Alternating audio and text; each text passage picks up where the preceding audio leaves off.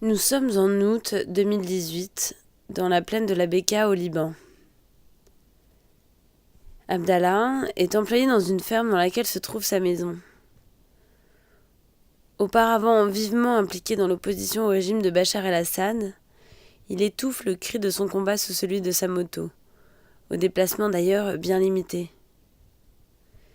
Avec lui, je me dirige vers des camps de réfugiés syriens qui s'avéreront être tenus par des femmes puissantes et responsables en comparaison avec des hommes déboussolés par la perte de leur virilité.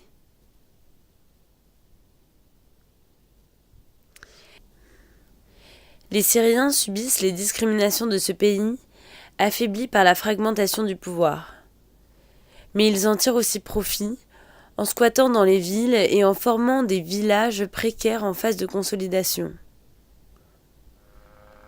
Comme beaucoup d'autres, je me demande si l'image peut accompagner l'ancrage d'individus sur des territoires hostiles. Et cette question est d'autant plus délicate lorsque les concernés se défendent des iconophiles comme moi.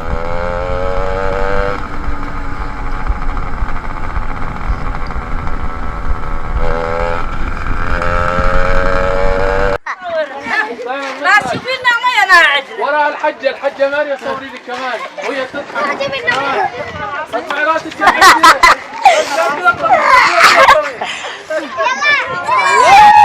يلا وين صريخ شايل صوت المي شايل صوت المي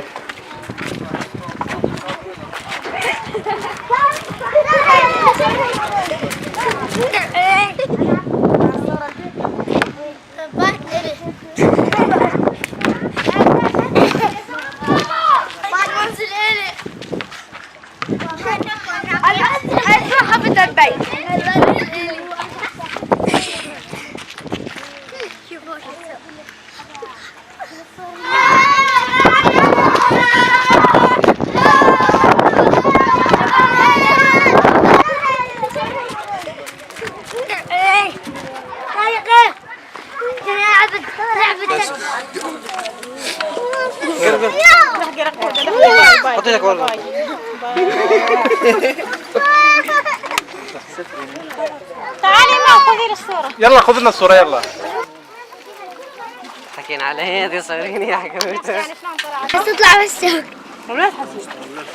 سألت شو هذا؟ الدقيقة بدي أذبح. هاي الدقيقة.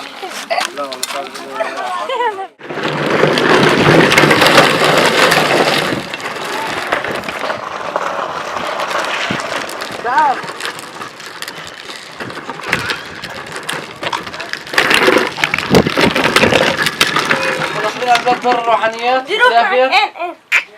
ها؟ تاخذيني؟ روحي معه بالهين. استني شوي. ما تاخذيني؟ ها؟ امشي تروح انت الجو. لا ترى ما حطينا سكر ها؟ هي ما تشرب السكر. طافي سوي لها عصير روعة. وين عصير؟ وريان انت؟ باش ترى الطيف وانت شنحت.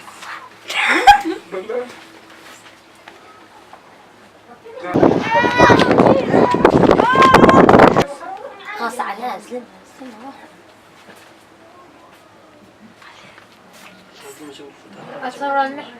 خاتون. أنا اللي ويت تستحوذ. جيبوا لنا سكار يا الله. خاتون. أنا حتصوري لا تصوري.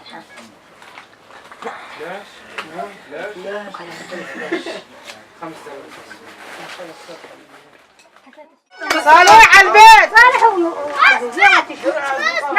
السيارة نادرتها. روح ما في شو لا يلا روح لك انت سياحة ولا بعثة؟ يلا تشوف مدام؟ لا بسياحة. سياحة ولا بعثة؟ عزو شو تاخذ منها اول يوم؟ صد ايدك عيب. روحت صالح على البيت. صالح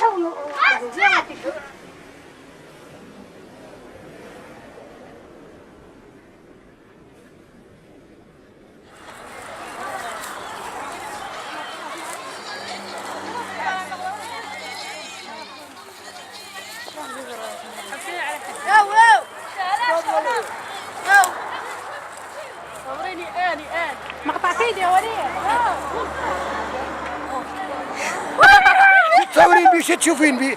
لا سنة الورشة مقطع فيديو. وش تصور تخوف الورشة بيه؟ تعال صوري. سنة مقطع فيديو. يا علاء. الله أكبر.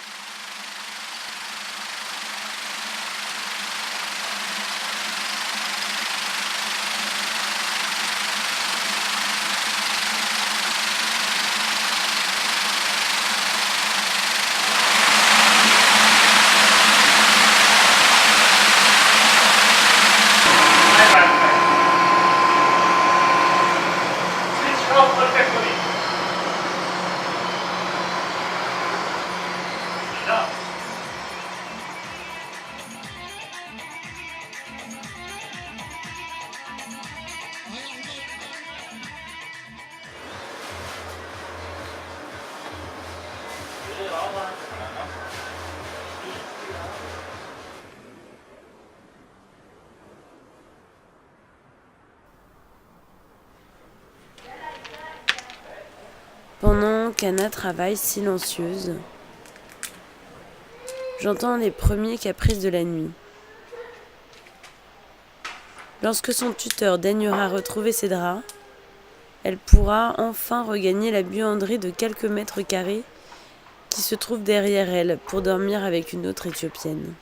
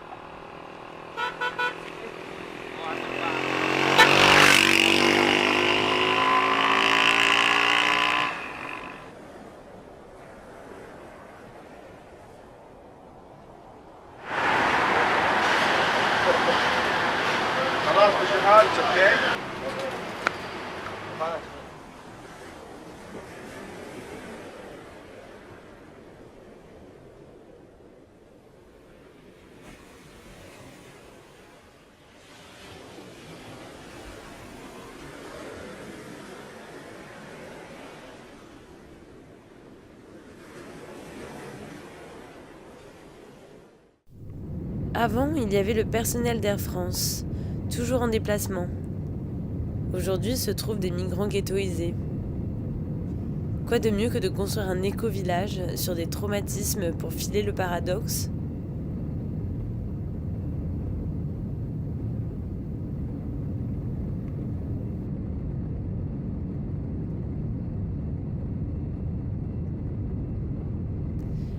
En attendant, je cherche de la matière pour tisser de nouvelles images, dans un univers où on les préfère virtuels et éphémères. Il y a si peu de contraste et de lumière qui pénètrent la rétine de ma caméra que je peine à communiquer l'exaltation des couleurs vives nappant le corps des Syriennes et celui de leur maison. Avant dessinés par le soleil, leur espace se resserre, et celui de mes prises de vue aussi. Mais il me reste encore l'énergie vorace des enfants. Comme ça, c'est bon. Avec leur imaginaire sans gravité, ils débordent du cadre. Et même dans la plus profonde obscurité, ils s'envolent.